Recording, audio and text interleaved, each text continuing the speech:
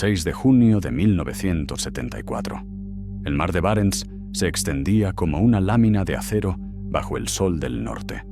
En la superficie, los rompehielos soviéticos seguían rutas rutinarias hacia Murmansk.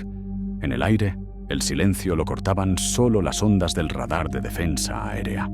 A 300 kilómetros de la costa, en una base rodeada de nieve vieja y antenas parabólicas, una decena de operadores observaba las pantallas verdes que parpadeaban con ritmo hipnótico. Eran las 14:17 horas, tiempo de Moscú, cuando un técnico joven levantó la vista de su cuaderno. «Camarada coronel, tenemos un eco». El superior se acercó, apoyó las manos sobre la consola y observó el punto brillante que acababa de aparecer en la esquina del radar. Era débil, irregular, pero se movía a una velocidad que ninguno de ellos había visto antes. ¿Altitud?, preguntó. «Más de 25.000 metros, señor». «¿Velocidad?». El operador vaciló. «Mach 3, tal vez más».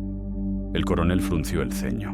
En la pantalla, el punto avanzaba con una línea blanca que se alargaba demasiado deprisa, cruzando el cuadrante entero antes de desvanecerse. Las computadoras calcularon que, a esa velocidad, el objeto había sobrevolado el espacio aéreo soviético durante menos de 1 minuto. «Debe ser un error de calibración», murmuró uno de los oficiales de comunicaciones, intentando sonar seguro. Pero el coronel no contestó. Sabía que los radares no mentían con tanta precisión. Los datos eran claros. El objeto se había desplazado a más de 3 veces la velocidad del sonido, a una altura donde ningún avión conocido podía mantenerse estable. Por protocolo, enviaron un informe inmediato a Moscú. La respuesta tardó 7 minutos en llegar, una eternidad para los hombres que seguían mirando la pantalla vacía. El mensaje era lacónico: sin identificación, continuar seguimiento. El coronel exhaló lentamente y dijo en voz baja: «No puede volar tan rápido». Durante las siguientes semanas, otros radares en el norte registraron señales similares, ecos breves, fugaces, que aparecían sobre el Ártico y se desvanecían antes de que los cazas de alerta pudieran despegar. Ninguna cámara los captó. Ninguna interceptación tuvo éxito. Los informes se acumularon en los despachos del Ministerio de Defensa con una misma descripción: objeto desconocido, velocidad Mach 3, trayectoria norte-sur. En las reuniones cerradas, los generales se dividían entre la incredulidad y la frustración. Algunos afirmaban que era un nuevo misil experimental. Otros que Estados Unidos había encontrado la manera de volver invisible el espionaje aéreo. Aquel día, la Unión Soviética entendió que había algo en el cielo que sus misiles no podían alcanzar. Un visitante negro, silencioso, que dejaba solo una estela brillante antes de desaparecer sobre el horizonte. Y, aunque nadie lo sabía todavía, ese eco fugaz era el anuncio de una nueva era. Una en la que el conocimiento viajaría más rápido que el sonido y donde la velocidad se convertiría en el arma más poderosa de todas. Entre 1960 y 1962, el equilibrio del mundo cambió de forma. La Guerra Fría dejó de ser una cuestión de fronteras o ideologías para convertirse en una competencia de máquinas, de velocidades, de números imposibles. En aquellos años, el cielo dejó de ser un espacio de tránsito y se transformó en el nuevo campo de batalla. El 1 de mayo de 1960, un misil soviético SA-2 Debina derribó el avión espía estadounidense U-2, pilotado por Francis Gary Powers. El incidente fue una humillación pública para Washington. Por primera vez, la Casa Blanca tuvo que reconocer que sus ojos en el cielo podían ser cegados. Eisenhower ordenó suspender los vuelos de reconocimiento sobre la Unión Soviética. Los satélites todavía eran primitivos, incapaces de ofrecer la precisión que la CIA necesitaba. De pronto, Estados Unidos se encontró ciego otra vez. Al otro lado del mundo, Nikita Khrushchev celebró la victoria como una revelación. Ante el Presidium, declaró que ningún pájaro americano volverá a volar sobre nuestro cielo sin ser derribado. Los periódicos soviéticos llenaron sus portadas de titulares triunfales, mostrando fotografías de los restos del U-2 y del piloto capturado. Era el símbolo perfecto del orgullo tecnológico soviético. Sus radares habían demostrado que el cielo tenía un límite y que ese límite pertenecía a ellos. Pero en los despachos de la CIA, aquel mismo orgullo se convirtió en desafío. Si los misiles podían alcanzar a los aviones, entonces el futuro no estaba en volar bajo, sino en volar más alto y más rápido que cualquier arma conocida. La velocidad, más que la potencia o el armamento, se convirtió en la nueva forma de supervivencia. En 1961, con John F. Kennedy recién llegado a la presidencia, el Pentágono lanzó una directiva secreta: desarrollar un avión de reconocimiento que no pudiera ser derribado. Debía volar por encima de los 25.000 metros y superar Mach 3, 3 veces la velocidad del sonido. En teoría, si un avión se movía más rápido de lo que cualquier misil podía reaccionar, sería intocable. Mientras tanto, la Unión Soviética se sumergía en su propio sueño de invulnerabilidad. Los laboratorios de Novosibirsk y Zhukovsky trabajaban sin descanso en radares más potentes, cazas supersónicos y nuevos sistemas de defensa. Khrushchev lo repetía en cada discurso: nuestros misiles alcanzarán cualquier objetivo, en cualquier punto del planeta. El mundo entero escuchaba su voz a través de los televisores, en blanco y negro, entre aplausos y miedo. En realidad, ambos lados mentían y temían al mismo tiempo. Estados Unidos exageraba su capacidad tecnológica para disuadir. La URSS fingía tener control absoluto de sus defensas para no parecer débil. Entre la propaganda y el secreto, la verdad se perdía. Lo único que ambos comprendían era que el dominio del cielo significaba el dominio de la guerra. El derribo del U-2 no cerró una era, la inauguró. A partir de ese día, cada kilómetro ganado en altitud, cada decimal de velocidad alcanzado, era una victoria política. La guerra se desplazó hacia la atmósfera superior, invisible para los ciudadanos, pero cada vez más peligrosa. En 1962, la crisis de los misiles en Cuba llevó la tensión a su punto máximo. Mientras los líderes se observaban a través de los telescopios del miedo, los ingenieros ya estaban construyendo el futuro. El próximo avión no necesitaría permiso ni disculpas. Sería tan rápido que no podría ser interceptado, tan alto que ningún radar podría seguirlo, tan secreto que su existencia misma sería negada. El cielo ya no era un territorio, era una carrera. A finales de 1959, en una pequeña oficina sin rótulo en Burbank, California, comenzó uno de los proyectos más secretos de la Guerra Fría. La orden procedía directamente de la CIA: crear un avión que sustituyera al U-2, capaz de volar tan alto y tan rápido que ningún radar o misil pudiera alcanzarlo.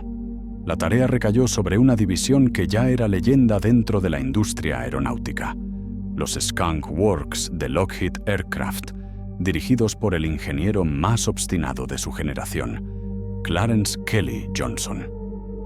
Johnson ya había demostrado su genialidad con el P-38 Lightning y con el propio U-2, pero lo que ahora se le pedía parecía desafiar las leyes de la física.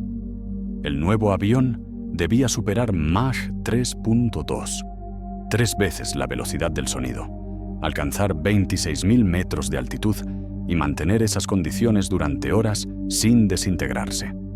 Ningún material conocido podía resistir semejante calor. Ningún motor había sido diseñado para sostener esa presión. En una reunión con oficiales de la CIA, Johnson dibujó una silueta alargada sobre la pizarra. Tenía forma de lanza, alas en flecha y un fuselaje afilado. «No necesitaremos defensa si nadie puede alcanzarnos», dijo con su habitual seguridad. Uno de los agentes presentes lo miró en silencio antes de responder. «Entonces, más vale que nunca bajen la velocidad». El proyecto recibió el nombre en clave Oxcart, un término anodino elegido para despistar cualquier sospecha. A ojos del mundo no existía. Las pruebas se realizarían en un lugar remoto del desierto de Nevada, conocido como Groom Lake, más tarde famoso bajo otro nombre, Área 51. Johnson decidió construir el avión casi por completo de titanio, un metal ligero y resistente al calor, pero difícil de obtener. La ironía era que el único país con reservas suficientes de titanio era el mismo contra el que se diseñaba el avión: la Unión Soviética. A través de empresas ficticias y acuerdos encubiertos, Estados Unidos compró toneladas de titanio soviético, que terminaron convertidas en la piel del avión más rápido del mundo. Ningún espía del KGB lo supo hasta años después. Los ingenieros descubrieron pronto que la velocidad traía consecuencias inesperadas. A Mach 3, la fricción con el aire elevaba la temperatura del fuselaje a 300 grados Celsius.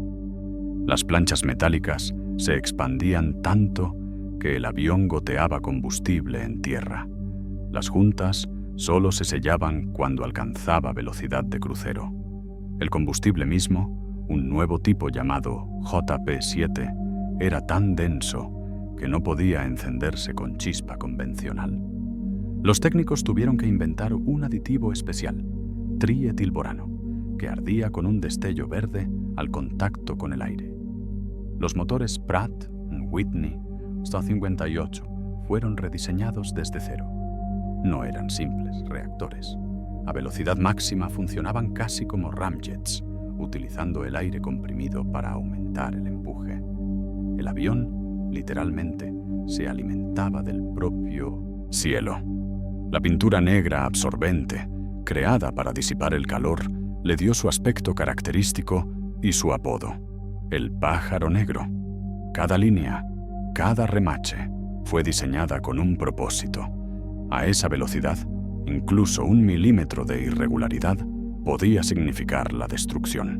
Durante 5 años, cientos de ingenieros trabajaron en turnos nocturnos bajo juramento de silencio.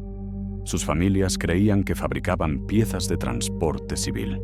En realidad, estaban construyendo una máquina que podía cruzar continentes en menos de 1 hora. En abril de 1962, el primer prototipo A-12 Oxcart estuvo listo. Johnson lo observó en el hangar de Groom Lake con una mezcla de orgullo y agotamiento. La superficie negra brillaba bajo el sol del desierto como la piel de un animal que no pertenecía a la Tierra.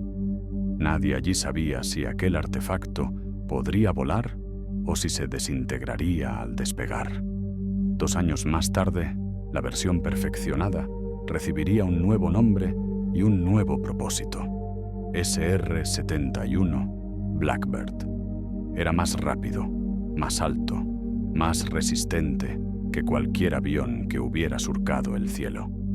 Y lo más importante, era invisible al alcance del enemigo. 22 de diciembre de 1964. El amanecer se levantaba sobre el desierto de Nevada, iluminando las montañas secas que rodeaban la base secreta de Groom Lake. En la pista, una figura negra y afilada esperaba inmóvil bajo el viento frío. Tenía el aspecto de un ave prehistórica o de un arma caída del futuro. A su alrededor, un pequeño grupo de ingenieros y técnicos observaba en silencio. Nadie sabía con certeza si aquel avión sería capaz de volar. El piloto Bob Gilliland subió con dificultad por la escalera metálica. El traje presurizado amarillo que llevaba puesto lo hacía parecer un astronauta. No era una coincidencia. El SR-71 volaría más alto que cualquier otra aeronave de la historia. Dentro de la cabina, el aire sería tan delgado que un error de presurización podría matar en segundos. El oxígeno era un lujo que debía fabricarse con máquinas. El motor rugió con un sonido profundo, casi animal. Las llamas verdes del trietilborano, el aditivo de ignición, iluminaron las toberas. El avión se movió lentamente, temblando como si despertara de un sueño. Cuando alcanzó velocidad, el rugido se convirtió en un estruendo continuo. La estructura, hecha de titanio, comenzó a expandirse con el calor. El fuselaje se alargó casi 20 centímetros. En tierra, antes del despegue, las juntas perdían combustible por las grietas. El avión literalmente goteaba a JP-7. Solo cuando alcanzaba Mach 3, las placas metálicas se dilataban lo suficiente para sellarse por completo. Durante el vuelo inaugural, el SR-71 no llevó armas ni equipo defensivo, solo sensores, cámaras ópticas y un conjunto de instrumentos diseñados para medir temperaturas y vibraciones. Aquella era su esencia, un avión de espionaje puro, creado no para combatir, sino para ver. A esa altitud, ningún proyectil podía alcanzarlo. Su única defensa era la distancia y el tiempo. El calor extremo generaba efectos inesperados. Los bordes de ataque del ala se volvían incandescentes. El parabrisas alcanzaba los 300 grados. Incluso el color negro de la pintura había sido elegido para disipar parte del calor. A veces, durante los vuelos de prueba, el avión regresaba con las planchas del fuselaje deformadas, como si hubiera estado al borde de fundirse. Los pilotos pronto aprendieron que el SR-71 tenía una personalidad propia. No podía volar despacio. Si la velocidad bajaba demasiado, los motores se desestabilizaban. A menudo, la única manera de escapar de un problema era acelerar. Cuando algo falla, empuja el acelerador, decía Gilliland con media sonrisa. Era un consejo y una advertencia. Cada vuelo era una coreografía entre el hombre y la máquina. El aire se volvía tan fino a 26.000 metros que el timón apenas respondía. Los pilotos dependían de instrumentos más que de instinto. El horizonte era negro, curvado, y el sol brillaba con una intensidad que parecía irreal. Desde allí, el planeta se veía como una esfera azul en calma, sin fronteras, sin ruido. En las oficinas de la CIA, el éxito del vuelo fue recibido con discreción. Nadie fuera de los círculos más altos debía saber que el sucesor del U-2 ya dominaba los cielos. El mundo creía que Estados Unidos dependía de satélites todavía imperfectos. En realidad, un avión invisible cruzaba los continentes a 3 veces la velocidad del sonido. En Groom Lake, los ingenieros observaron el aterrizaje con el corazón detenido. Cuando el SR-71 tocó el suelo, el fuselaje aún brillaba por el calor. Gilliland descendió lentamente, se quitó el casco y sonrió. «Vuela», dijo simplemente. El pájaro negro había nacido, una criatura de fuego y titanio, sin armas ni escudos, que no necesitaba atacar para dominar. Porque a esa velocidad, el poder ya no estaba en destruir, sino en ver primero. Entre 1966 y 1968, los cielos del norte comenzaron a llenarse de rumores. En las bases de defensa aérea soviética del Ártico, los operadores de radar registraban ecos que cruzaban sus pantallas en cuestión de segundos. Eran señales fugaces, demasiado rápidas para pertenecer a un avión, demasiado controladas para ser meteoros o errores. Los técnicos las observaron con incredulidad. A veces, el eco aparecía sobre Murmansk o el mar de Barents, otras sobre Novaya Zemlya o las rutas de los submarinos nucleares.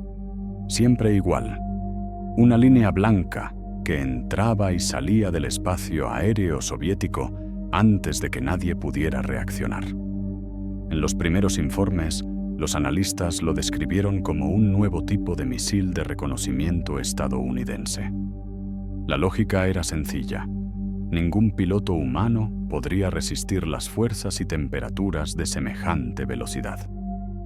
En el Kremlin, la explicación tranquilizaba. Un misil, al fin y al cabo, podía ser interceptado. Pero la ilusión duró poco. El Comando de Defensa Aérea del Norte desplegó escuadrones de MiG-25 Foxbat, los interceptores más rápidos del arsenal soviético, diseñados precisamente para enfrentar amenazas a gran altitud. Cada vez que los radares detectaban el objeto, los cazas despegaban a toda potencia. Aceleraban hasta Mach 2.8, el límite que sus motores podían soportar antes de fundirse. Pero incluso así, el blanco siempre estaba demasiado lejos. En una de las misiones, el capitán Yuri Andreev, del 170 experto regimiento de caza, describió la experiencia en su informe. Subimos hasta 20.000 metros. El radar lo mostraba delante, pero no había nada en el cielo. Solo una línea blanca, fina, que se extendía hacia el horizonte. Cuando giramos ya no estaba. Solo vimos su estela. Las fotografías tomadas desde los cazas mostraban un trazo pálido, curvado, que desaparecía sobre el mar. No había sonido, ni rastro de contramedidas. Los radares terrestres confirmaban que el objeto había recorrido más de 3.000 kilómetros en menos de 20 minutos. Era imposible para cualquier aeronave conocida. En Moscú, los informes se acumularon sobre los escritorios de los mariscales. El ministro de Defensa exigió respuestas. Los científicos del Instituto Zhukovsky analizaron los datos y finalmente presentaron una hipótesis.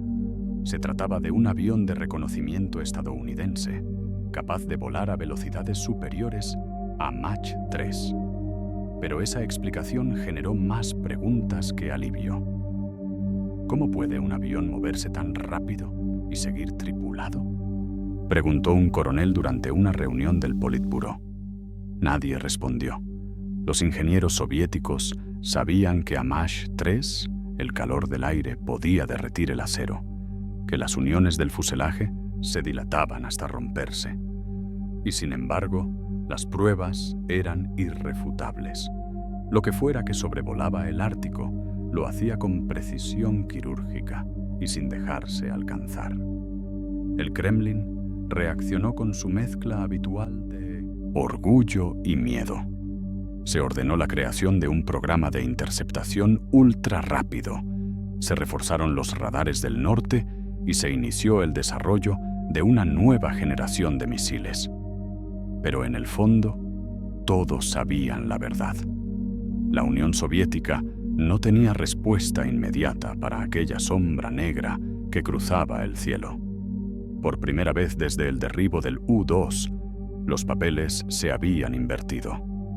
Ahora eran los soviéticos quienes miraban hacia arriba, impotentes, preguntándose qué clase de tecnología americana podía moverse con semejante libertad sobre su territorio. Y mientras los radares seguían registrando ecos imposibles, un sentimiento nuevo se instaló entre los oficiales soviéticos: el respeto forzado que solo produce la impotencia. Habían despreciado aquel proyecto como propaganda hasta que lo vieron con sus propios ojos, o mejor dicho, hasta que solo alcanzaron a ver su estela. Los hombres que volaban el SR-71 Blackbird no se parecían a ningún otro tipo de piloto. Eran una mezcla de ingenieros, astronautas y soldados, entrenados para soportar temperaturas extremas, para pensar con precisión bajo presión, para respirar oxígeno puro a alturas donde el aire no existe. La mayoría provenía de la Fuerza Aérea, pero al aceptar volar el Blackbird, entraban en un mundo aparte, uno donde cada segundo se contaba 2 veces, y cada error podía significar la muerte a 20 kilómetros de altura. El ritual comenzaba horas antes del vuelo. En una sala presurizada, los pilotos se enfundaban en trajes amarillos similares a los usados por los astronautas del programa Apollo. Eran trajes completos, herméticos, con suministro de oxígeno independiente y una válvula que permitía beber una mezcla líquida de proteínas. Durante los próximos 6 o 7 horas serían su única protección frente a la descompresión.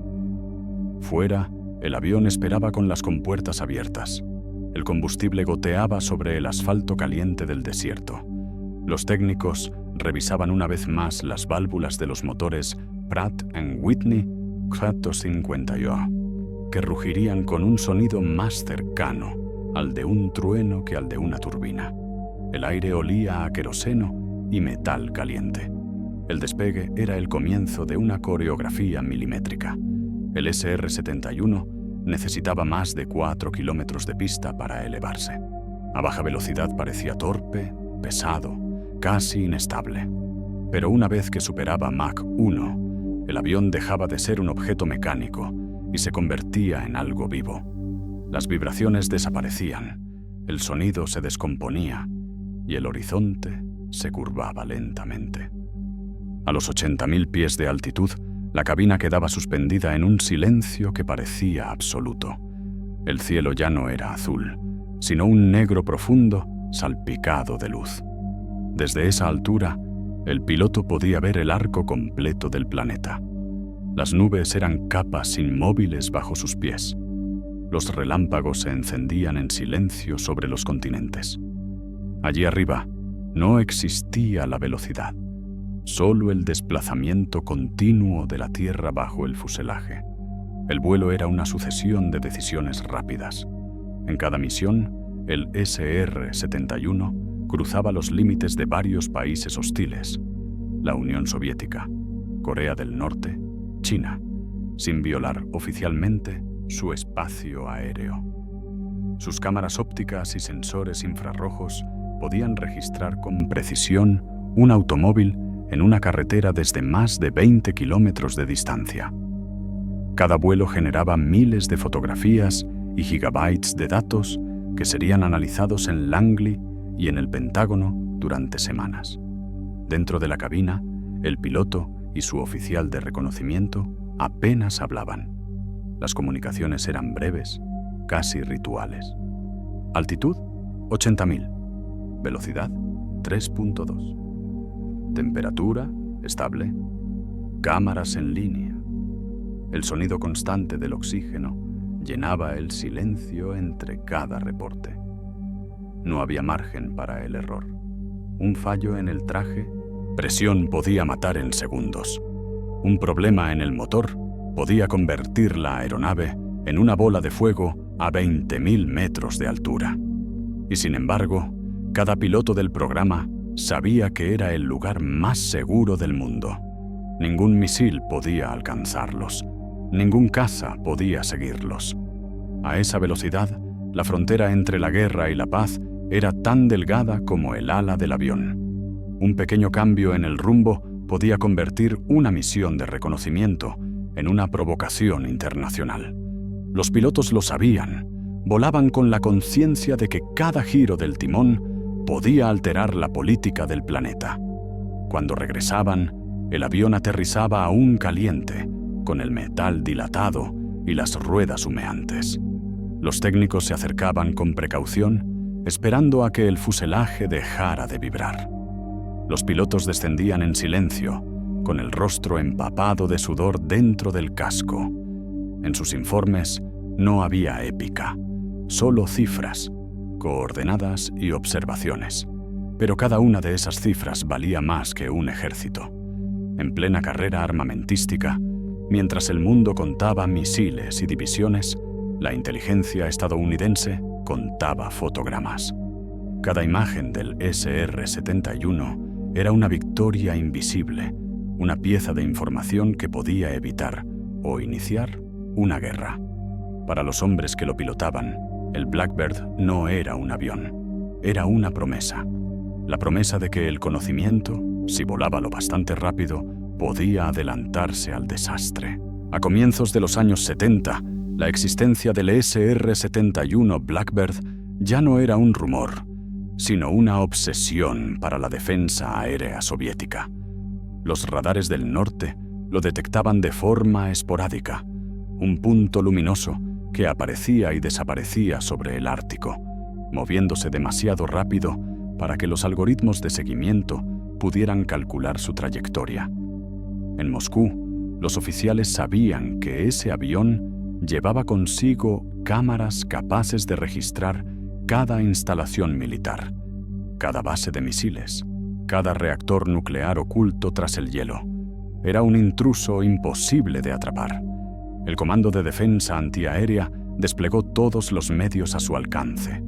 Primero, los viejos misiles SA-2 de Vina, los mismos que habían derribado al U-2 de Powers.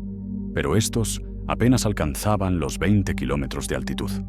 El SR-71 volaba a 26.000. Las explosiones de las ojivas se perdían muy por debajo, inútiles, como fuegos artificiales en la noche polar.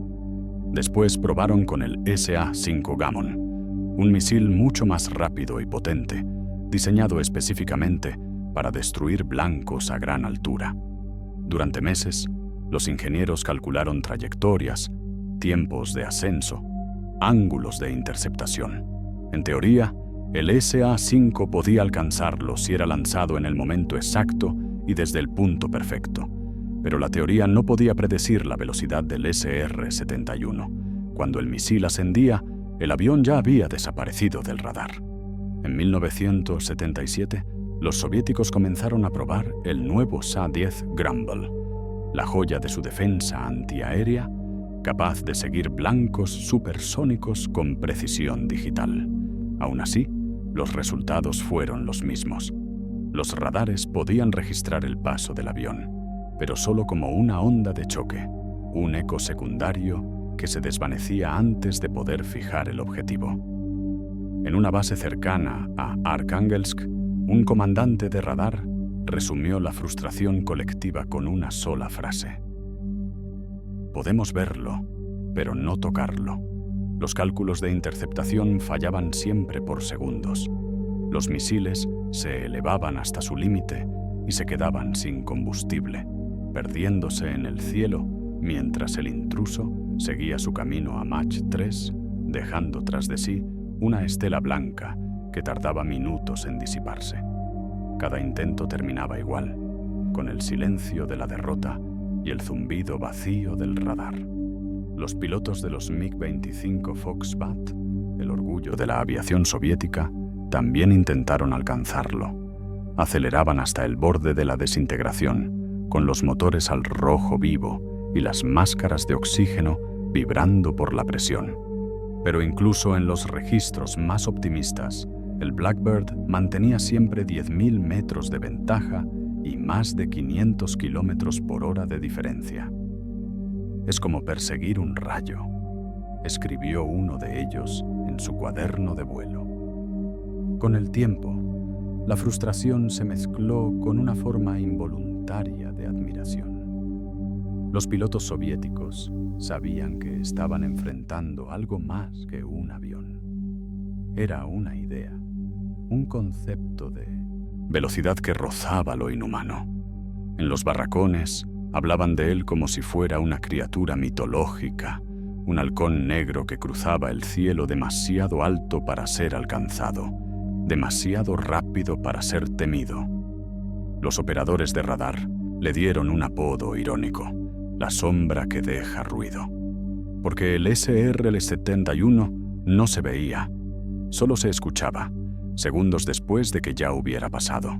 Cada intento de interceptarlo terminaba con el mismo ritual: los técnicos revisando las cintas de radar, los comandantes redactando informes vacíos y el eco del fracaso resonando en los pasillos. Ningún misil, ningún caza, ningún cálculo había logrado atraparlo. Y mientras los soviéticos medían cada error con la precisión de un matemático, en los cielos del norte el pájaro negro seguía su vuelo, ajeno a la furia que despertaba bajo él. La Unión Soviética se había convertido en el cazador que disparaba contra un fantasma, y el fantasma respondía solo con silencio y velocidad. El SR-71 Blackbird no era solo un avión, era un desafío directo a la física. Su estructura estaba compuesta en un 93% de titanio, un metal tan difícil de trabajar que más de la mitad de las piezas originales se rompieron durante la fabricación. En la línea de montaje de Skunk Works, las herramientas se deformaban con el calor, las soldaduras se agrietaban y los operarios debían usar guantes especiales. El titanio no perdonaba errores. A velocidades de Mach 3.2, el aire que golpeaba el fuselaje alcanzaba temperaturas capaces de derretir el acero. Los bordes de ataque de las alas y el morro del avión llegaban a los 300 grados Celsius, suficiente para tostar el aire que rozaba la superficie. En vuelo, el avión entero se expandía como un organismo vivo. El fuselaje se alargaba casi 20 centímetros. Las placas metálicas se dilataban. Los remaches vibraban hasta parecer que iban a romperse. Cada componente del Blackbird fue diseñado para sobrevivir al infierno. Las juntas se construyeron con materiales flexibles que soportaban la expansión. La pintura negra mate, más que estética, servía para disipar el calor por radiación. Incluso el parabrisas estaba hecho de cuarzo templado, capaz de soportar temperaturas que fundirían el vidrio común. Los motores Pratt & Whitney J58 eran el corazón de la bestia. A baja velocidad actuaban como turborreactores convencionales, pero a partir de Mach 2.5 el diseño se transformaba. Las compuertas internas redirigían el flujo de aire, convirtiendo los motores en auténticos ramjets, alimentados por la presión del propio movimiento. En esa fase, el 80% del empuje no provenía del combustible, sino del aire comprimido que entraba a una velocidad brutal. El Blackbird, literalmente, se impulsaba con el mundo que lo rodeaba. El combustible JP-7 era otro prodigio, denso, resistente al calor y casi imposible de encender. Solo podía arder con una chispa química de trietilborano, una sustancia tan reactiva que explotaba al contacto con el oxígeno. En cada encendido, una llamarada verde salía de las toberas, como el aliento de un dragón. Los pilotos decían que era el único avión que respiraba fuego antes de volar. A esas velocidades, todo se volvía extremo. El calor deformaba el metal. Las vibraciones podían fracturar el fuselaje y la más mínima imperfección podía destruir la aeronave en segundos. Cada vuelo era una apuesta contra la termodinámica. Los ingenieros sabían que el Blackbird no debía volar, debía sobrevivir al vuelo. Por eso los pilotos lo apodaron el Dragón Negro.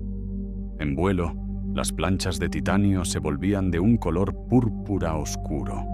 El metal ardía bajo el sol y los motores rugían como bestias encerradas. Desde tierra, el avión parecía dejar un camino de fuego invisible a su paso. Uno de los pilotos, el coronel Richard Graham, lo describió así: no lo controlábamos, lo acompañábamos. Era como volar dentro de un relámpago que nunca terminaba. El SR-71 no fue solo un triunfo de la ingeniería, fue una declaración filosófica.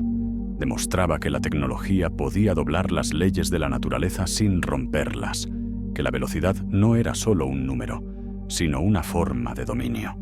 En el aire, el Dragón Negro era invencible, y en cada misión, al regresar a tierra, el metal aún caliente recordaba lo que había costado mantenerlo vivo durante 1 hora. Un escudo de titanio, diseñado para desafiar al propio cielo. Volar el SR-71 Blackbird era una hazaña de ingeniería, pero también un acto de fe. Cada misión era una apuesta con la muerte a velocidades donde nada podía fallar. Los ingenieros lo sabían, los pilotos también. Y aún así, cada mañana, hombres con trajes presurizados y rostros serenos subían a una máquina que vivía al límite de la destrucción. El Blackbird era rápido, sí, pero también voraz. A plena potencia consumía más de 100.000 litros de combustible por hora. Antes de cada incursión, necesitaba al menos 2 reabastecimientos aéreos, uno antes de entrar en territorio hostil y otro al salir. Las maniobras de repostaje, realizadas a Mach 0.9 y a más de 8.000 metros de altura, eran tan precisas que una desviación mínima podía arrancar las alas de ambas aeronaves. Los pilotos solían decir que aquello era lo más peligroso de todo el vuelo: acoplarse a un avión cisterna mientras llevaban una máquina que rezumaba combustible y calor. El riesgo estaba en cada minuto. El calor podía romper las juntas del fuselaje.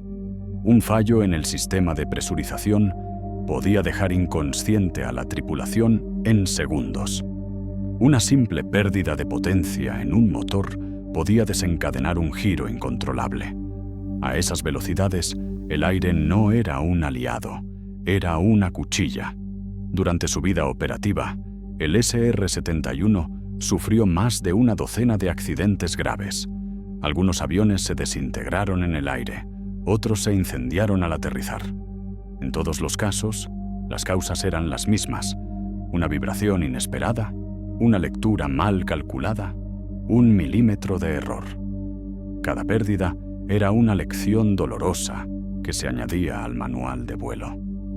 Dentro del cockpit, el tiempo se medía por respiraciones y vibraciones. El piloto escuchaba su propio aliento amplificado dentro del casco, el zumbido constante del oxígeno y el retumbar profundo de los motores. A 80.000 pies, el horizonte se curvaba y el cielo era negro, tan negro que las estrellas parecían fijas. Desde allí arriba, el planeta se veía inmenso y silencioso. No había fronteras, ni guerras visibles, solo la tenue línea azul de la atmósfera. Las comunicaciones eran escasas, solo datos esenciales, una voz monótona en los auriculares, confirmaciones de rumbo y altitud. La soledad era total. En una entrevista, el piloto Brian Schull, veterano del programa, lo describió así: allí arriba no vuelas sobre el mundo. Lo vigilas, estás solo con el planeta y entiendes lo pequeño que eres. A veces, durante las incursiones más largas, el avión atravesaba tormentas eléctricas, dejando atrás nubes cargadas de rayos que parecían estáticas. Otras, cruzaba el amanecer 2 veces en 1 hora. El tiempo se deformaba con la velocidad. El mundo, abajo, parecía moverse lentamente, mientras el Blackbird surcaba el cielo como una sombra que nadie podía alcanzar. Pero esa grandeza tenía un precio. Cada vuelo exigía meses de mantenimiento, cientos de técnicos y toneladas de combustible. Cada misión era una orquesta de precisión, un ballet de acero y cálculo que podía desmoronarse con un solo error humano. Los pilotos vivían sabiendo que su avión era un milagro tan frágil como el vidrio. El SR-71 había sido construido para escapar de los misiles, pero nunca de la realidad. La velocidad absoluta era también vulnerabilidad absoluta. A esas alturas, un fallo no daba tiempo a rezar, solo a caer. Y sin embargo, seguían volando, porque sabían que mientras ellos estuvieran allá arriba, nadie más tendría que adivinar qué ocurría en el otro lado del mundo. A mediados de los años 70, la Unión Soviética decidió que el SR-71 no podía seguir cruzando sus fronteras invisibles impunemente. En Moscú, el Alto Mando de Defensa Aérea reunió a ingenieros, físicos y pilotos de élite para un único propósito: construir un interceptor capaz de enfrentarse al pájaro negro. El resultado fue el MiG-31 Foxhound, una máquina concebida no tanto para volar más rápido que el enemigo, sino para verlo antes de que desapareciera. El MiG-31 fue el primer caza soviético equipado con un radar de fase electrónica, el Zaslon, un sistema tan potente que podía rastrear múltiples objetivos a más de 200 kilómetros de distancia. Su nueva arma, el misil aire-aire R-33, podía alcanzar blancos a una altitud superior a los 25.000 metros. En teoría, el conjunto de avión, radar y misil representaba el antídoto perfecto para el SR-71. En la práctica, seguía siendo insuficiente. Los radares soviéticos, instalados en el Círculo Polar Ártico, desde Murmansk hasta Tixi, lograron detectar con mayor claridad los vuelos del Blackbird, pero nunca a tiempo. Cuando el eco aparecía en las pantallas, el avión ya había recorrido cientos de kilómetros. Los operadores decían que el radar no seguía al intruso, solo registraba su paso. Los escuadrones del MiG-31 se desplegaron en bases remotas, con órdenes de despegar en cuanto se detectara cualquier eco sospechoso. En varias ocasiones lo lograron. Los pilotos ascendieron a velocidad máxima, encendiendo los posquemadores hasta el límite del metal. Pero el SR-71, volando a Mach 3.2, simplemente seguía adelante, fuera del alcance. Uno de aquellos pilotos soviéticos recordaría más tarde: era como correr detrás de una sombra. Lo veíamos en el radar, lo veíamos en los informes, pero en el aire no existía. Incluso los misiles R-33, orgullo de la ingeniería soviética, fracasaron en las simulaciones. El tiempo de ascenso y guiado no era suficiente para interceptar un blanco que recorría 1 kilómetro cada segundo. Cada cálculo terminaba con la misma conclusión: el avión escapaba antes de que el misil pudiera acercarse. Los intentos de derribo continuaron durante años. Cada fracaso se archivaba bajo el mismo término burocrático: objetivo fuera de alcance. Con el tiempo, la frustración se mezcló con un respeto silencioso. Los oficiales del Kremlin sabían que estaban ante una máquina extraordinaria. En privado, muchos lo admitían. La URSS había aprendido más persiguiendo al SR-71 que analizándolo. En 1980, durante una conferencia militar en Moscú, un general soviético resumió con ironía aquella década de persecuciones infructuosas: no lo derribamos, pero aprendimos mucho persiguiéndolo. Para entonces, el SR-71 ya había sobrevolado el planeta cientos de veces. Ningún enemigo lo había alcanzado. Ningún misil lo había rozado. Cada vuelo era un recordatorio de que la tecnología podía ser tan intangible como un fantasma. Y, en un gesto casi simbólico, los soviéticos dejaron de intentar derribarlo. Ya no lo veían como una amenaza directa, sino como un reloj del enemigo, un recordatorio de cuánto les quedaba por alcanzar. El pájaro negro seguía cruzando los cielos del norte, invisible y sereno, mientras abajo los radares soviéticos seguían trazando su estela, como si intentaran dibujar el contorno de un mito. En los años 80, el cielo comenzó a llenarse de nuevos ojos. Los satélites espía, antes experimentales, se convirtieron en herramientas cotidianas. Orbitaban la Tierra con precisión milimétrica, enviando imágenes en tiempo real de cualquier punto del planeta. Ya no había necesidad de arriesgar a un piloto ni de exponer un avión. La vigilancia se había trasladado al espacio. El SR-71 Blackbird, aquel prodigio nacido del secreto, empezó a parecer un gigante de otra época. Sus vuelos, caros y peligrosos, ya no ofrecían ventajas decisivas frente a los satélites. Además, cada misión costaba millones de dólares y requería decenas de personas para preparar un único despegue. Aún así, el pájaro negro siguió volando. Era demasiado rápido, demasiado elegante y demasiado eficaz como para desaparecer sin más. Durante la década de 1980, el avión continuó cumpliendo misiones críticas. Sobrevoló el Medio Oriente, la península de Corea y las costas del Mar Báltico, siempre sin ser interceptado. En esos años, su mera presencia era un mensaje. Estados Unidos aún dominaba el cielo. Sin embargo, con el colapso de la Unión Soviética en 1991, el enemigo que lo había justificado dejó de existir. El mundo que lo había creado se desvanecía ante sus ojos. Los años 90 trajeron presupuestos recortados, prioridades nuevas y un nuevo tipo de guerra. El Pentágono apostó por los satélites, los drones y los sistemas digitales de espionaje. En 1990, el SR-71 fue retirado oficialmente del servicio operativo. Su rugido se apagó en silencio, pero la historia aún le debía una última misión. En 1998, con el conflicto de Irak en pleno desarrollo, un pequeño equipo de la Fuerza Aérea reactivó 2 unidades del Blackbird. El objetivo: realizar una misión de reconocimiento sobre Bagdad. Fue un vuelo simbólico, casi ceremonial.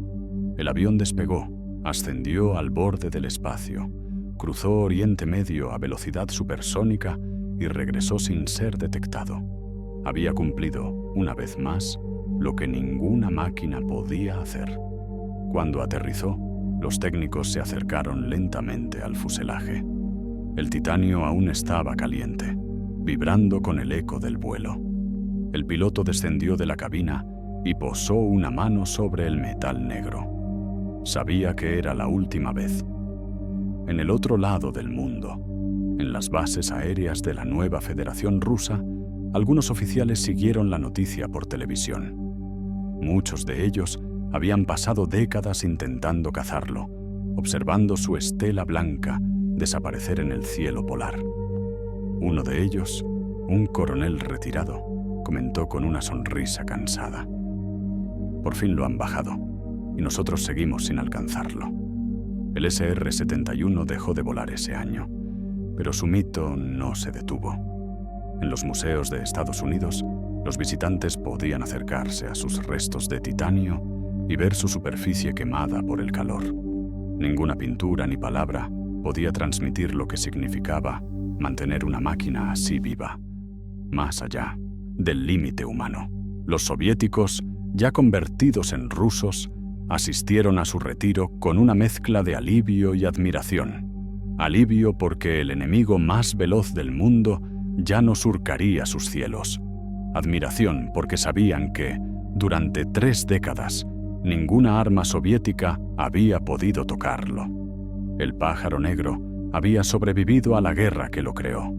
Y en su silencio final, mientras el mundo miraba hacia el futuro digital, su legado quedó flotando en el aire.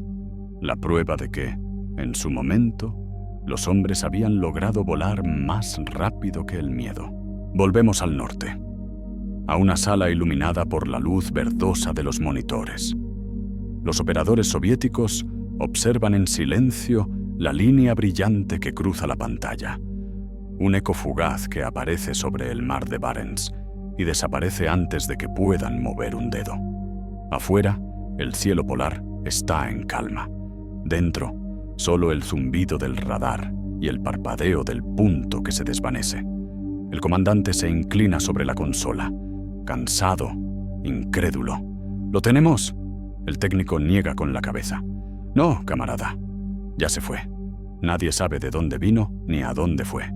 Solo que cruzó el país más vigilado del mundo sin ser tocado, sin dejar nada más que una estela blanca y un rumor». El SR-71 voló más rápido que cualquier caza, más alto que cualquier misil y más lejos de cualquier miedo.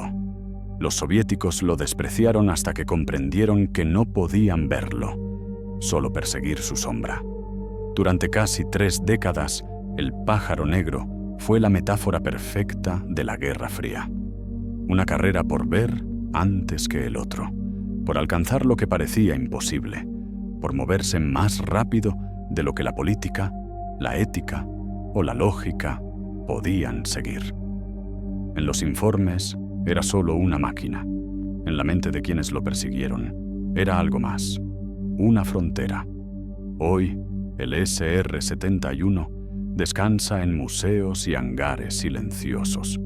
Su superficie ennegrecida conserva las cicatrices del calor, como si aún guardara la memoria de los cielos que conquistó.